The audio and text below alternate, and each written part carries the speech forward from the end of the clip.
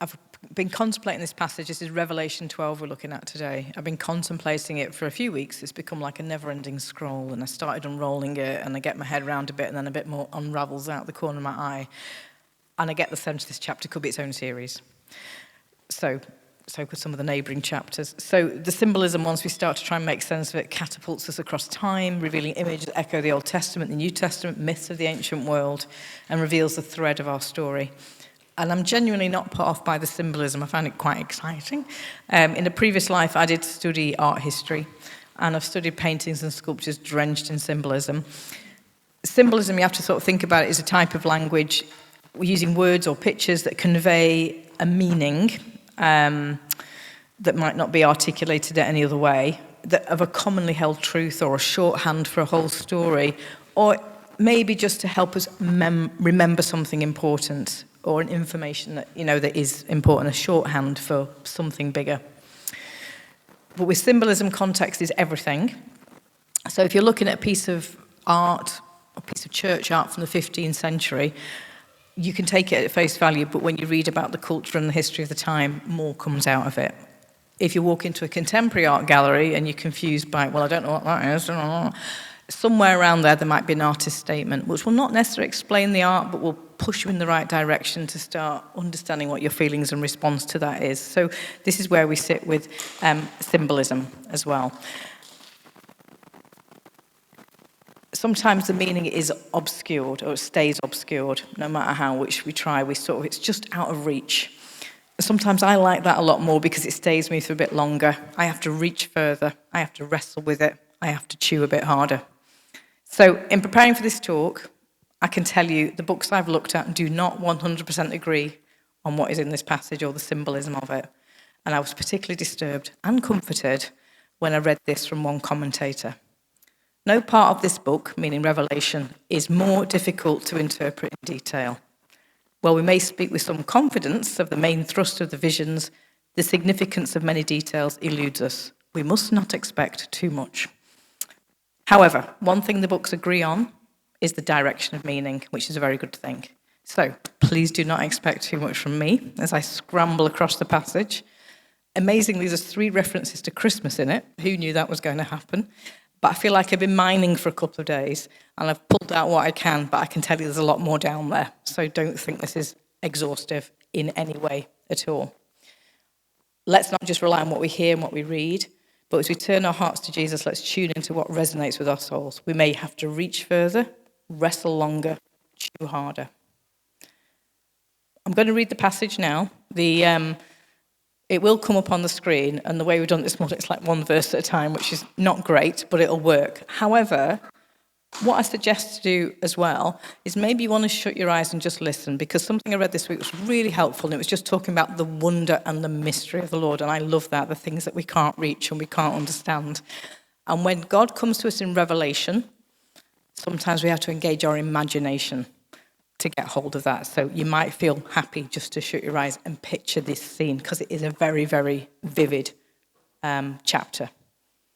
Okay, are we going for it? We're ready, Tom, the one-man band. So, Revelation chapter 12, the woman and the dragon.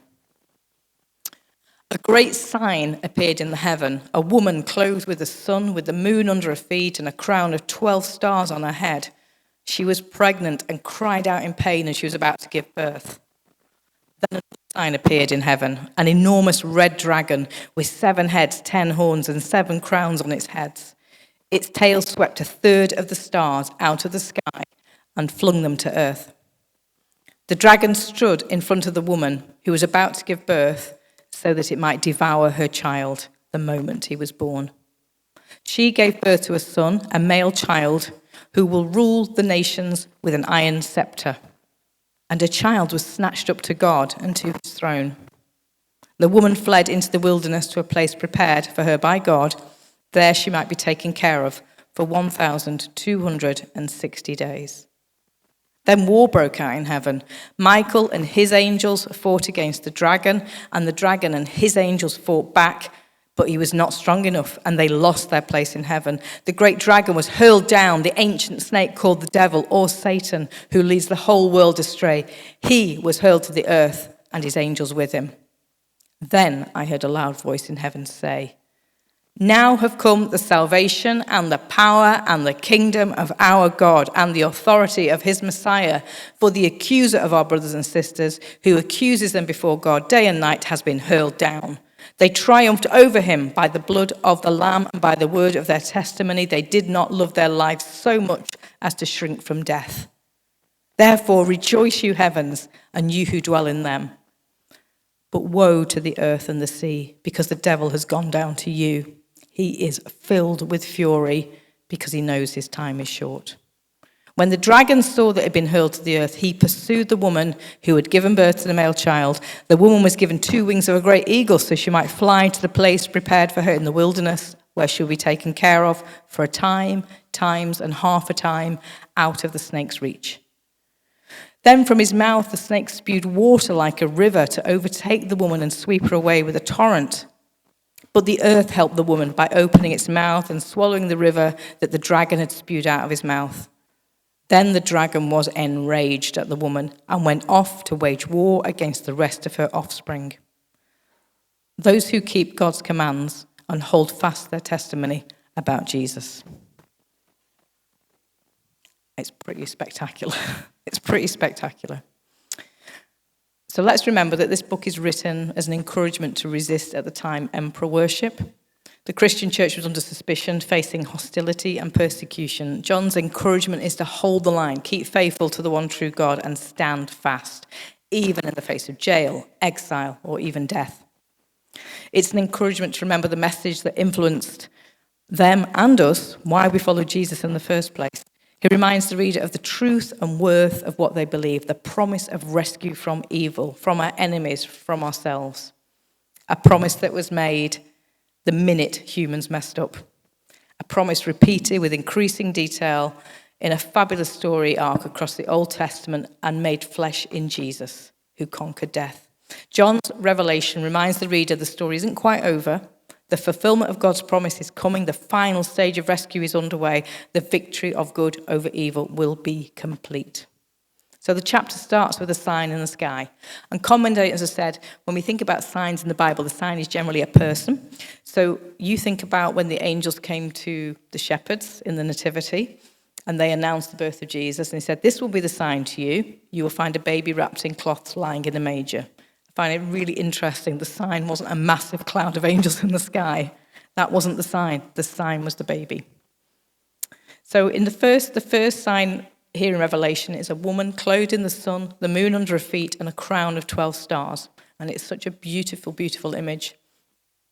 So I was going to say, just shut your eyes. I'm sure you shut your eyes already and thought about it, but it is beautiful. And there are echoes here of words from the book of Song of Songs, which is like love poems between a man and a woman, between God and his church. And there's a phrase which says, "Who is this that appears like the dawn, fair as the moon, bright as the sun, majestic as the stars in procession?" So this is telling us this is supposed to be a beautiful, wonderful image. We have to remember the sun is a direct source of light, and the moon reflects the light. And Jesus says in the Gospel of John, "I am the light. Whoever follows me will never walk in darkness, but will have the light of life. I am the light. Follow me. I am the light. Copy me. I am the light. Reflect me." So the woman can be interpreted in some way as Christ, whose life, death, and resurrection gave birth to the church. Jesus, the bridge between God and his people, the light of the world. And this is where some of the commentators disagree, and I'm going down a slightly different angle. The woman can also be interpreted as the people of God in the unfolding story of God's rescue plan and those chosen to share the plan. First Israel, then the church. And the imagery of this woman about to give birth is also there very similarly in Isaiah 26. As a pregnant woman about to give birth writhes and cries out in pain, so were we in your presence, Lord. We were with child, we writhed in labor, but we gave birth to air. We gave birth to nothing. We have not brought salvation to the earth, and the people of the world have not come to life. So this is a song of praise to God in Isaiah, but there's an acknowledgement in the middle of it that humans cannot save themselves. God alone is the rescuer. The woman in the passage in Isaiah gives birth to nothing. Earlier in Isaiah, there was a promise of a child, and it might be familiar to some of you. It's often quoted at Christmas. That's a second Christmas reference. And an absolute banger from Handel's Messiah. "For unto us a child is born, To us a son is given, the government will be on his shoulders. He will be called Wonderful, Counselor, Mighty God, Everlasting Father, Prince of Peace. Of the greatness of his government and peace, there will be no end. He will reign on David's throne and over his kingdom, establishing and upholding it with justice and righteousness from that time forever. So perhaps I don't need to explain where we see an image of a baby, of a birth, that reflects the idea of newness or new hope as well. And it's used again in Isaiah 66 for that very reason. So the child that's talked about, or the pregnant woman that's talked about in Isaiah 26, the woman gives birth to heir. Humans cannot save themselves. However, later on, God does choose a human family to be part of the salvation story. And that's the story we celebrate at Christmas. Jesus is conceived by the Holy Spirit, but born to Mary, a human woman. Her fiancé or husband Joseph is part of the plan. And in chapter 1 of Matthew, the very start of the New Testament, there is a family tree of Joseph. And it goes all the way back to Abraham, who was also promised salvation through his family. In Revelation 12, the woman gives birth to a male child who will rule the nations with the iron rod. And the word rule here means to shepherd. Sheep, shepherds, this is a common theme throughout the Bible. Jesus says of himself, I am the good shepherd. The good shepherd lays down his life for the sheep.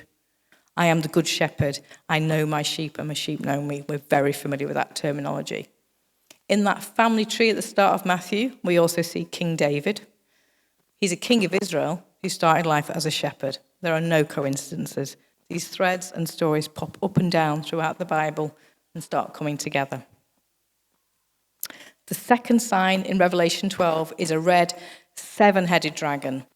The dragon or serpent is often used as a symbol for an evil being or an enemy of Israel. On the first book of the Bible, Genesis, we read the creation story. God makes the heavens, he makes the earth, the creatures in the sea, the land and sky. He says it's good. He made the man and woman to rule over the creation. And it was good until Eve and Adam were tempted by the serpent. That's the fall we talk about.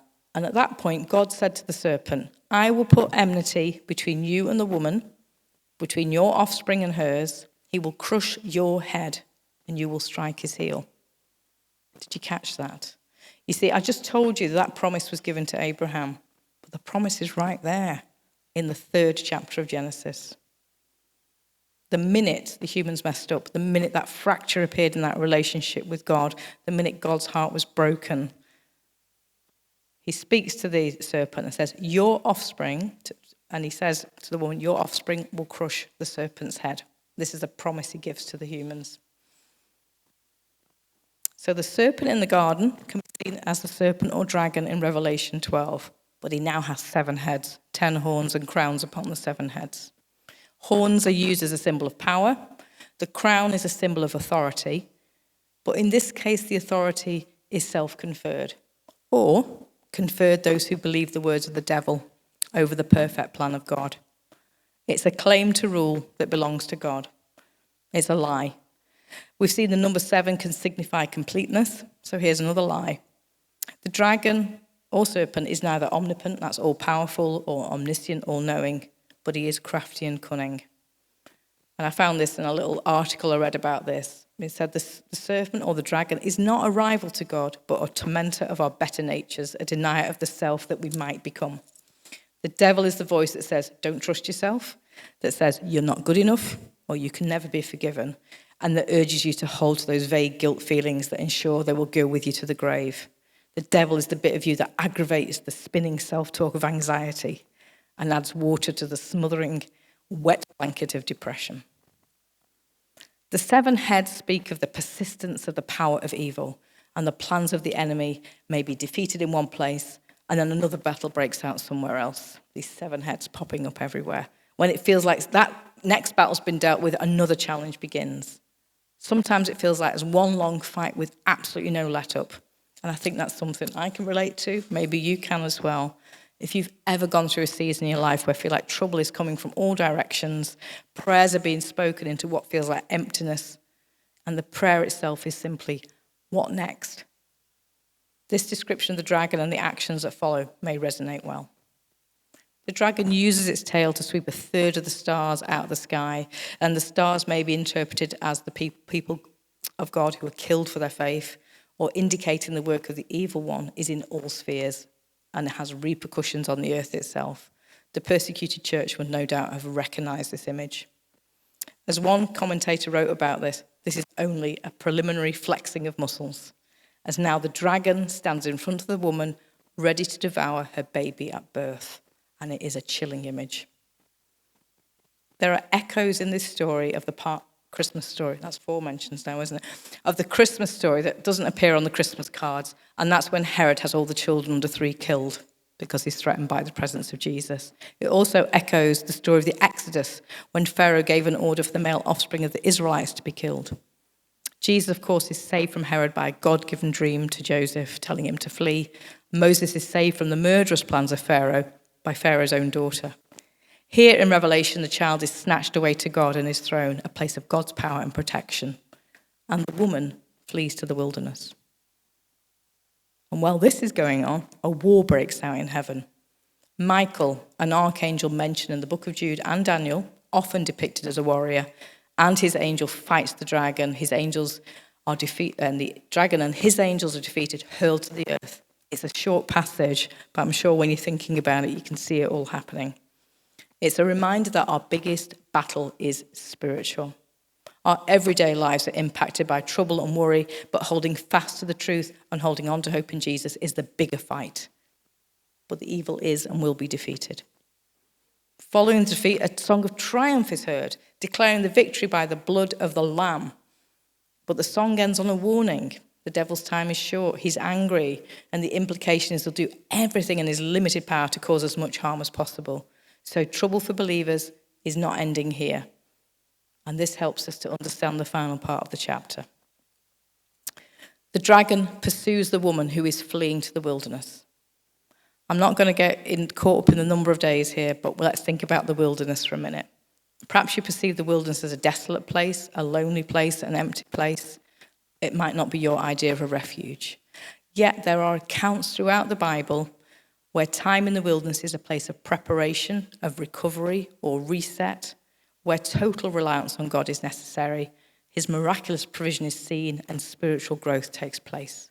The Israelites spent 40 years shaking off the patterns of slavery and relearnt their place in the ark of God's rescue plan. Manna came from heaven to feed them.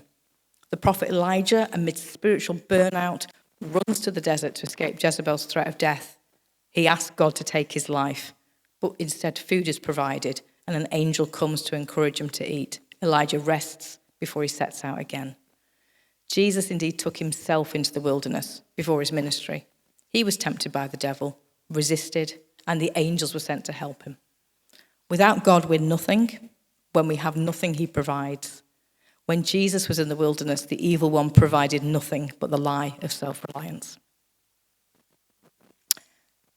In his fury, the dragon tries to catch the woman, but she's given wings to fly away, be taken care of out of harm's way. And this speaks to salvation as a process for us. Even if you know you're heading for a safe place, there can be trouble on the way. You may feel you're leaving everything behind that you knew. And the devil doesn't want you to grow in your faith. He doesn't want you to be reliant solely on the Lord. He wants to manipulate you, lie to you, cause you harm because you belong to Jesus. During your Christian walk, you can expect to be under attack. Feelings of fear, anger, confusion are normal, but we keep our focus on our refuge and our strength, Jesus. He can keep ahead of us. He will provide. But I'm not going to lie, it can be really, really hard work. In his next attempt, the dragon then spews water like a river from his mouth. The plan is to drown the woman. If you've ever been in the sea and a huge wave has overwhelmed you, you can lose a sense of direction. Which way is up, which way to swim? The water comes from the dragon's mouth, to me, symbolizes words and lies. In Genesis, the serpent tempts Eve with words, sowing a seed of doubt. Did God really say that? And he represents God's word falsely, and then just outright lies, claiming to have better knowledge of God than she did. When the devil comes at us with twisted truth, half-truths and lies, it's like a deluge coming out of his mouth, intending to overwhelm us. These are not the waters of baptism or the living water of Jesus. The Bible does warn us of false prophets and teachers, those that claim to come in the name of the Lord, and as believers, our firm ground is the truth, Jesus, I am the truth. So God rescues again. The earth swallows the water. And we have echoes here of Noah and his ark, Moses leading the Israelites across the Red Sea. And aside from the literal deluges of floodwaters, the floodwaters are used in the Psalms to indicate being overwhelmed, and it's a symbol of that. So in Psalm 144, Psalm 69, reach down your hand on high, deliver me, rescue me from the mighty waters. And then again, save me, God, because the water's up to my neck, and there's no foothold for me. The dragon is enraged at this nest rescue and then goes to war against her offspring. So remember that passage in Genesis 3. And I will put enmity between you and the woman and between your offspring. This echo has come all the way back from Genesis 3 to Revelation 12. It's there. This thread has always been there. The word devil means slanderer, and the word Satan means accuser. And as Jesus follows, we can experience slander and accusations from those around us, from people we care about, as well as those intentionally intend to harm us. The attacks may be obvious, they may be subtle. We can usually spot an outright lie, but when it's something that sounds like the truth, that's more tricky. The attacks can also be inside our own heads. The voice that accuses us of not being good enough, of being less than, that tells us we can't be forgiven for that. All lies. When we believe the lies, we're putting another crown on the devil's head, giving him authority over us. The devil in his death throes is still lashing out. We need to hold fast and stand on the truth. We choose to be those who keep God's commands and hold fast to their testimony about Jesus, no matter the cost, because the outcome is worth it. So choosing to follow Jesus is the most wonderful, powerful decision you can make. Revelation 12 assures us of the victory and the defeat of the devil. God has overcome evil. Jesus conquered death and has all authority. His rule is that of a shepherd, gently leading us, keeping us out of danger, and coming to find us when we're lost, rescuing us. So I want to ask you today, are you in a fight that you don't feel you have the strength for?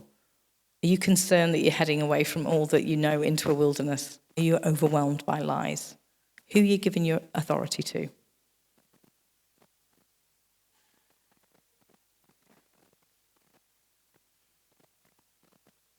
And it's so important that we stand on the truth, and this is the importance of gathering together as a church and in a home group, that we keep reminding ourselves of what the truth is, that we can flush out the lies, that we can stand on the word, and we can understand that final defeat. Tom, could you just throw up that slide for me, please? I hope you can see this. My love of art knows no bounds. This is the most fabulous. I want you to put this in your mind, because this is Michael defeating Lucifer. And this is a beautiful sculpture by an artist called Jacob Epstein. It's on the outside wall of Coventry Cathedral. And if you know about Coventry Cathedral, it was destroyed in the war. It was rebuilt, and it's a place of reconciliation and forgiveness. So when Michael's defeating Lucifer, this is not about somebody winning the war. This is about people winning that fight to be able to forgive and reconcile as well. If you're someone like me, it's quite visual. This is helpful for me to remember that evil has been defeated. It's beautiful, isn't it? You might not. I think it is. I think it's fabulous. It's huge as well, by the way. So if you're stuck when you're struggling, just think about that image, because this is what the central part of this chapter is about. I'd really love the opportunity to pray, and we'll have a bit of ministry time. So there's a couple of things. If you're feeling attacked from all sides, it feels relentless, and you're saying or praying, what next? Please come up for prayer so we can stand with you and ask the Lord for strength of the battle and help to stand firm. If you're scared because you know the path you need to take looks like it's heading to the wilderness, please come up for prayer so we can stand with you and ask the Lord for faith for his provision. If you feel overwhelmed by voices outside or inside your head that bring lies and accusations, it might feel like a deluge. It might actually feel like a dripping tap. Please come up for prayer so we can stand with you and ask for words from the Lord to encourage, to build you and strengthen you. If you don't know Jesus, don't know how to discern his voice, please come up for prayer so we can stand with you and ask the Lord to reveal himself to you.